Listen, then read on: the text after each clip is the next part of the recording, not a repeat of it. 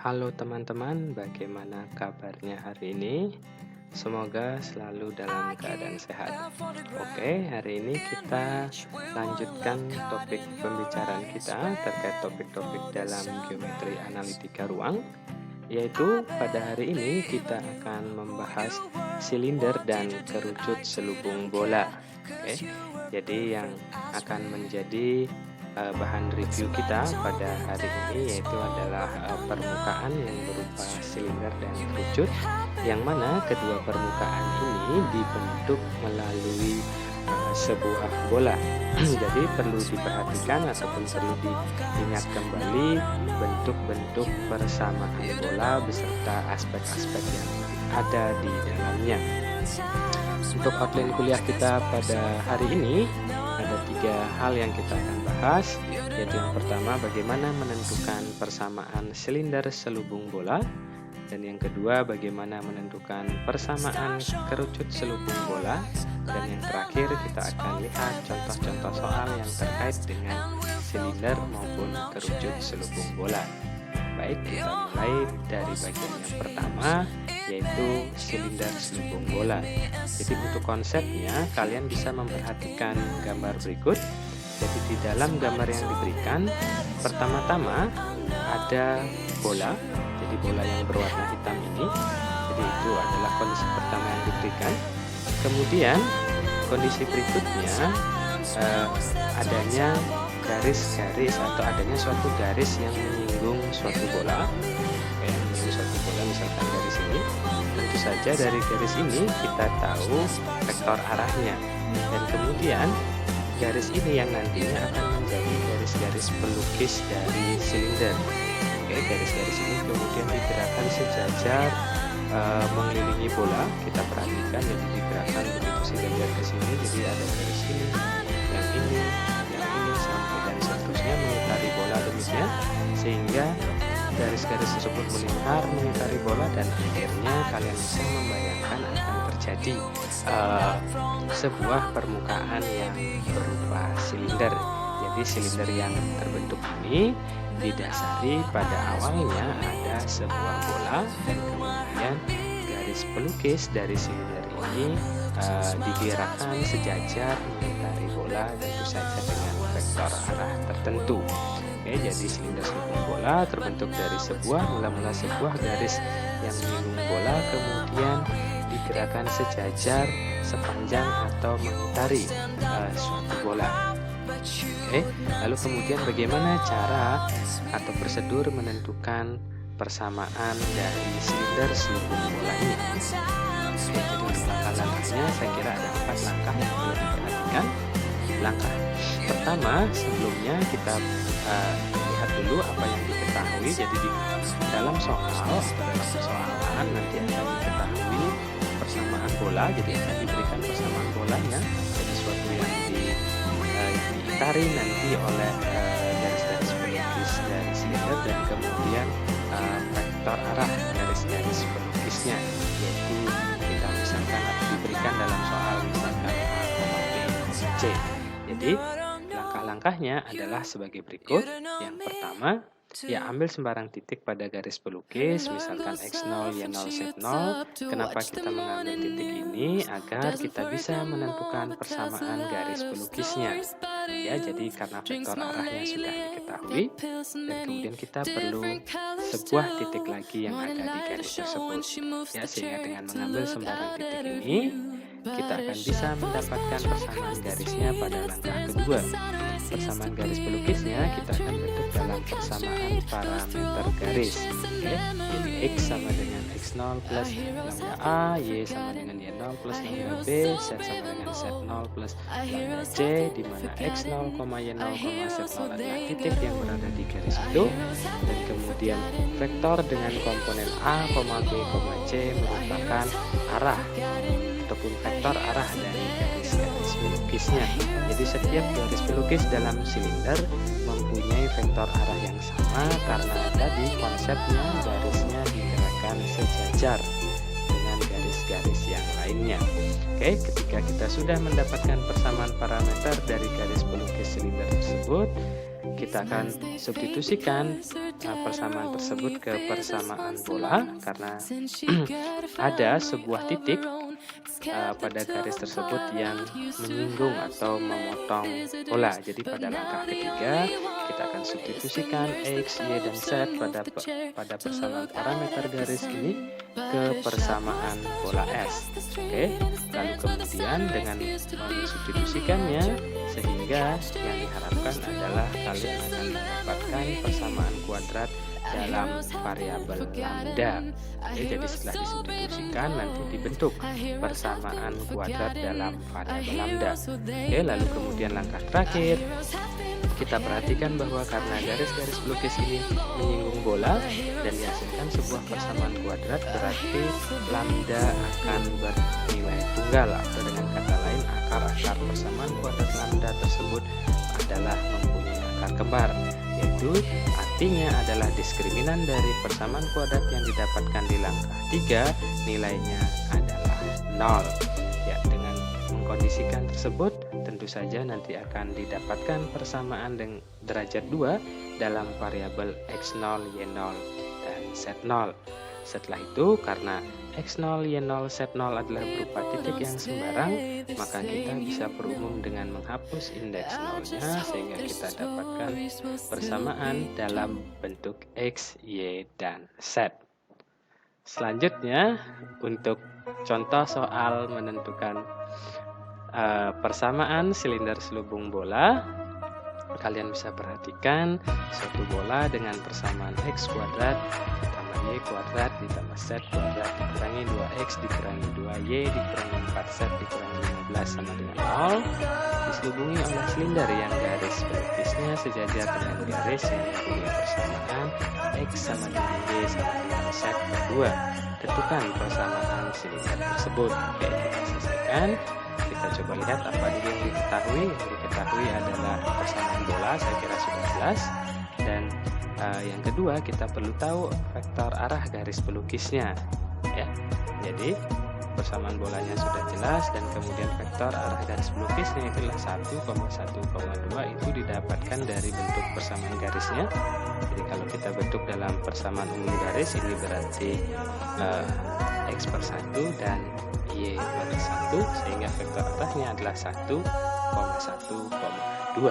Jadi itulah vektor arah garis pelukisnya. Oke, kita ikuti langkah-langkah yang tadi untuk menyelesaikan persoalan ini. Yang pertama, kita ambil sembarang titik pada garis pelukis X0, Y0, lalu kemudian kita bentuk persamaan garis pelukisnya. Itu adalah X sama dengan X0 ditambah 1 kali lambda, kemudian Y adalah Y0 ditambah 1 kali lambda, dan Z adalah Z0 ditambah 2 kali lambda. Oke, jadi ini adalah langkah kedua. Selanjutnya langkah ketiga, kita akan substitusikan X, Y, dan Z ke persamaan bola.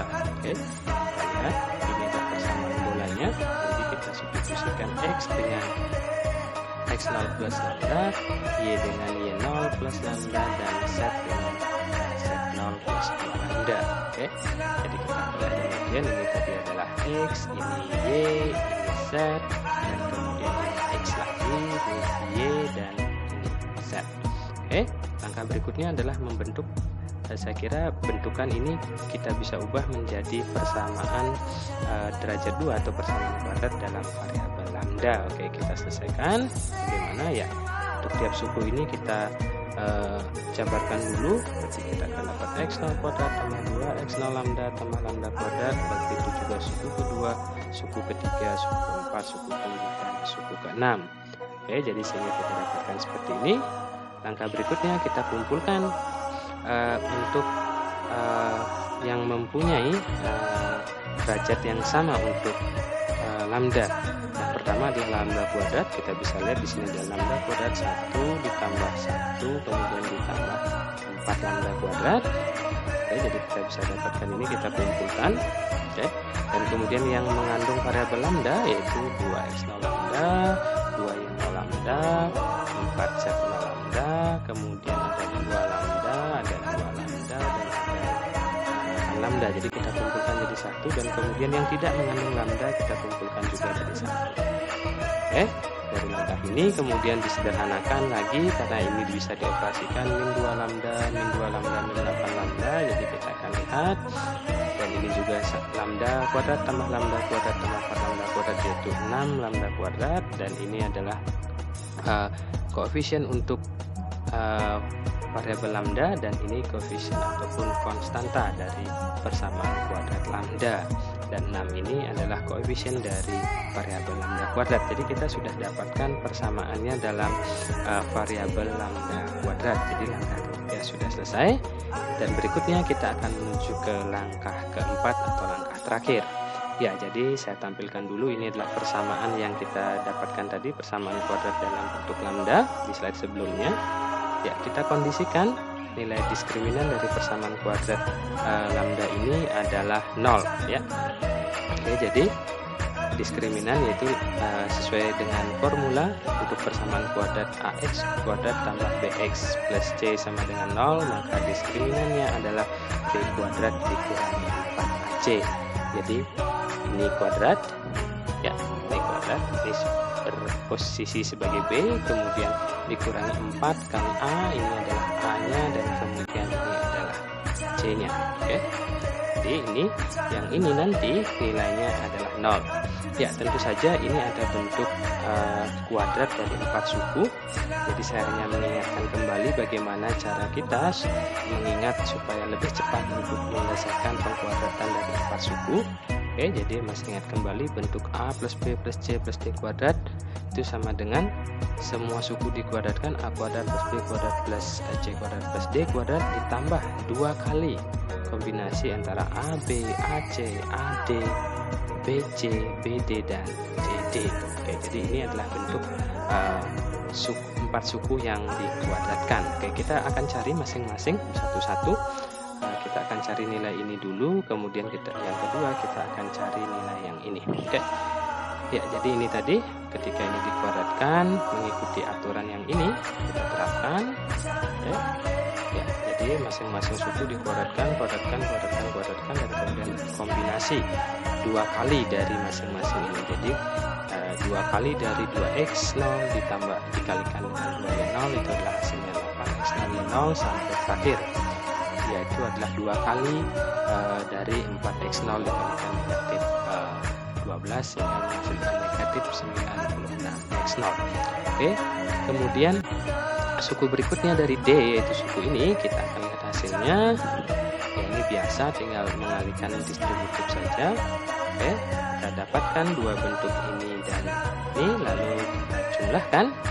Oke, hasil penjumlahannya adalah ini. Oke, dijumlahkan satu-satu. Misalkan yang ini 4x0 kuadrat dikurangi dengan 24x0 kuadrat, hasilnya adalah negatif 20x0 kuadrat sampai seterusnya sampai bagian terakhir. Oke, jadi ini kita sudah dapatkan persamaan kuadrat dalam variabel x0, y0, dan z0 ya, atau persamaan derajat 2. Oke, karena x0, y0, z0 tadilah sembarang, maka kita bisa perumum, yaitu dengan cara menghilangkan indeks 0-nya, sehingga kita dapatkanlah persamaan silinder yang kita inginkan. Jadi bentuk yang ini adalah penyederhanaannya, semua dibagi dengan negatif 4 semua suku, sehingga didapatkan bentuk yang lebih sederhana, dan terakhir dengan hapus indeks 0-nya kita akan dapatkan persamaan silinder yang kita inginkan. Jadi ini adalah persamaan silinder yang diinginkan dari persoalan yang disampaikan. Oke, jadi saya kira tidak begitu susah untuk konsepnya, hanya saja perlu ketekunan dalam menjabarkan atau mengoperasikan bentuk-bentuk aljabar yang ada. Oke, itu untuk silinder selubung bola untuk konsep dan contoh soal, mudah-mudahan dapat dipahami dengan baik. Untuk berikutnya kita akan lanjut ke kerucut selubung bola. Oke, kita akan menuju ke konsep, bagaimana konsep kerucut selubung bola ini. Ya, untuk konsepnya seperti biasa, kalian bisa memperhatikan ilustrasi ini. Ya, jadi kalau tadi silinder itu berasal dari sebuah garis yang digerakkan sejajar mengitari bola. Kalau kerucut itu berasal dari sebuah titik Oke, kemudian dari titik yang berada di luar bola ini kemudian dibuat garis-garis yang mengitari bola sedemikian sehingga garis tersebut menyinggung bola. Oke, jadi garis ini, kemudian garis berikutnya digerakkan mengitari bola demikian ya, sehingga akhirnya terbentuklah permukaan yang berupa kerucut ya. Jadi yang perlu diperhatikan dalam kerucut adalah sebuah titik diketahui dan kemudian garis-garis pelukisnya vektor arahnya berbeda-beda. Sementara tadi pada silinder perbedaannya adalah vektor arahnya yang diketahui, tapi titik-titik yang ada di garis pelukisnya yang berbeda-beda. Ini saya kira sangat erat kaitannya. Jadi saya kira saling melengkapi untuk yang diketahui antara silinder maupun kerucut selubung bola. Oke, kita akan langsung menuju langkah-langkah dalam menentukan persamaan kerucut selubung bola. Oke, yang pertama perlu kita lihat apa yang diketahui. Tentu saja yang diketahui adalah seperti biasa persamaan bola itu harus diketahui karena kerucut ini dibentuk dari bola yang ada. Oke, di persamaan bola ini ada satu yang diketahui dan kemudian titik puncak kerucut. Oke, jadi titik puncak kerucut X1 Y1, Z1. Oke, kemudian saya kira langkahnya serupa dengan langkah yang ada di silinder. Oke, hanya saja ada sedikit perbedaan. Oke, ada 5 langkah dalam menentukan persamaan kerucut selubung bola, yaitu yang pertama, karena sekali lagi untuk menentukan sebuah persamaan garis kita perlu yang namanya sebuah titik dan vektor arah. Karena titiknya sudah diketahui, maka kita akan mengambil sebarang garis yang vektor arahnya adalah A, B, C ya, sehingga kita dapat membentuk persamaan garis pelukis kerucut sebagai yang diberikan di langkah kedua ini, yaitu adalah X sama dengan X1 plus lambda A, Y sama dengan Y1 plus lambda B, dan Z sama dengan Z1 plus lambda C, yang mana X1, Y1, dan Z1 merupakan titik yang merupakan puncak kerucut atau titik yang diketahui, dan kemudian A, B, dan C sebagai pemisalan atau parameter, dan lambda juga sebagai parameter. Langkah ketiga seperti biasa, substitusikan X, Y, dan Z pada langkah yang kedua ke persamaan bola sehingga menemukan persamaan kuadrat dalam variabel lambda. Kemudian langkah keempat, karena sekali lagi menyinggung sebuah bola berarti ada satu titik perpotongan sehingga menyebabkan akar-akar persamaan kuadrat dalam variabel lambda adalah akar kembar yang artinya diskriminannya adalah 0.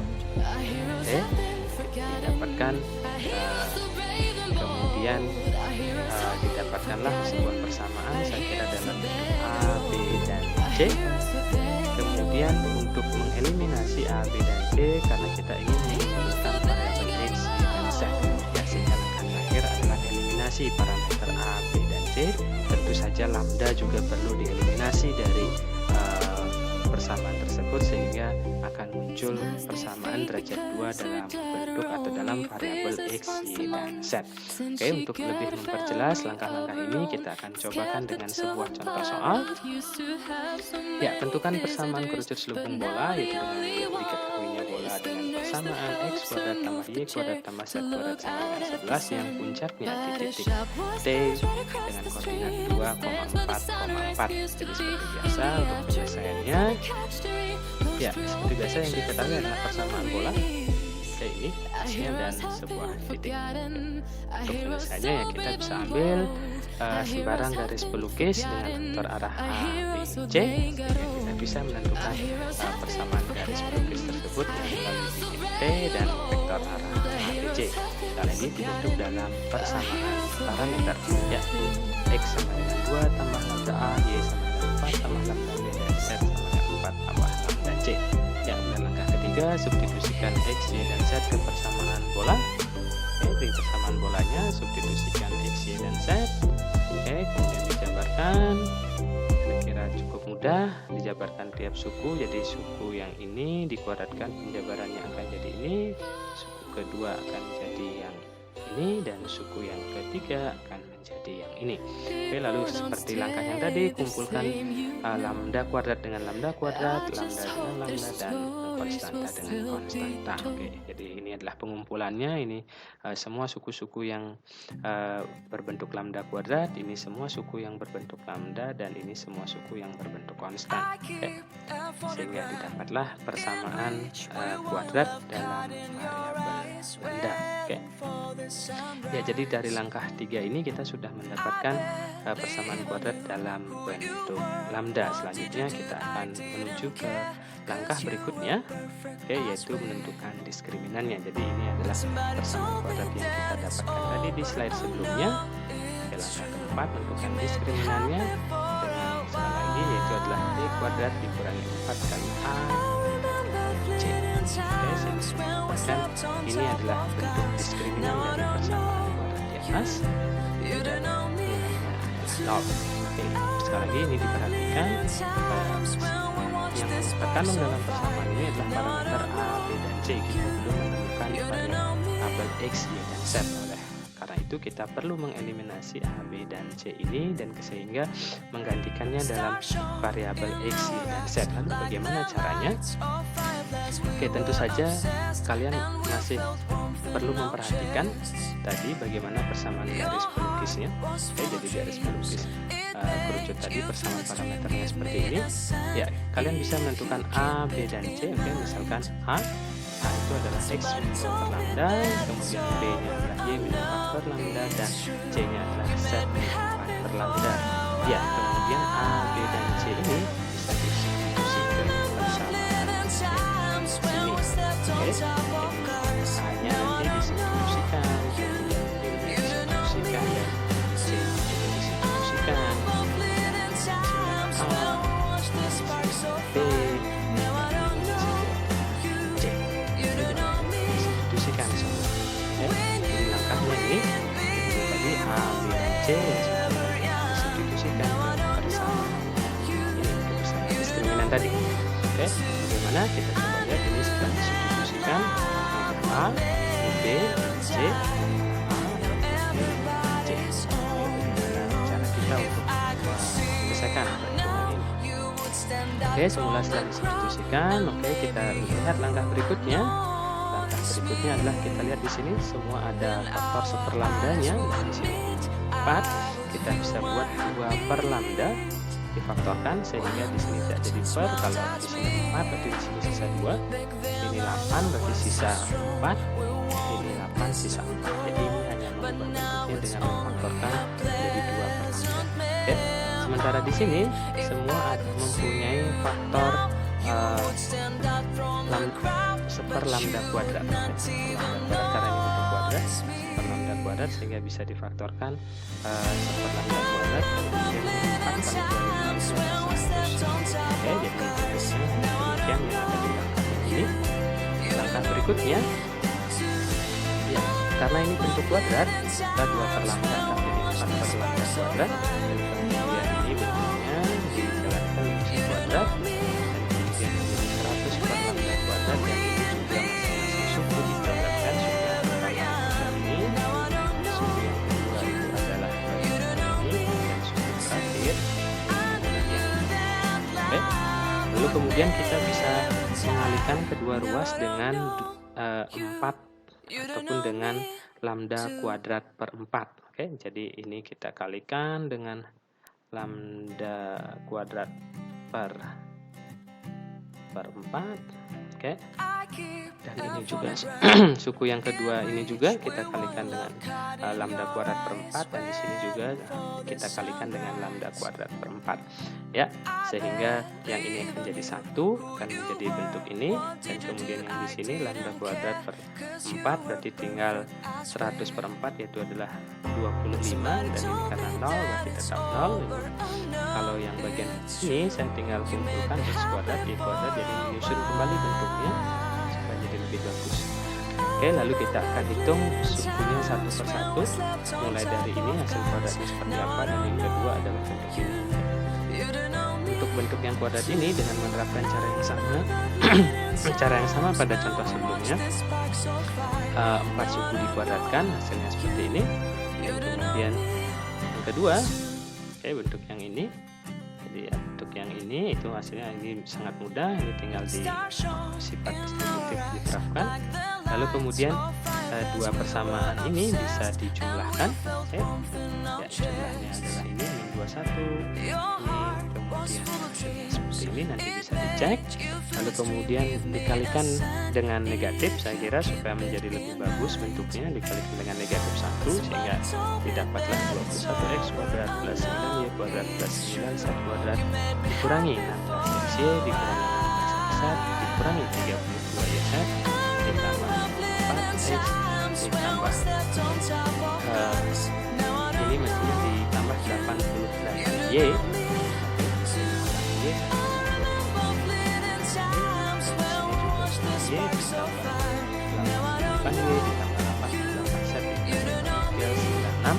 sama dengan 0. Inilah yang merupakan persamaan kerucut selubung bola diminta. Saya kira langkahnya cukup panjang. Sekali lagi secara konsep ini tidak sulit, hanya saja memerlukan keterampilan dalam melakukan operasi aljabar. Oke, saya kira demikian untuk pembahasan silinder dan kerucut selubung bola. Mudah-mudahan ini dapat dipahami dengan baik dan semoga juga materi ini dapat bermanfaat untuk kalian. Oke, akhirnya saya ucapkan terima kasih, tetap semangat.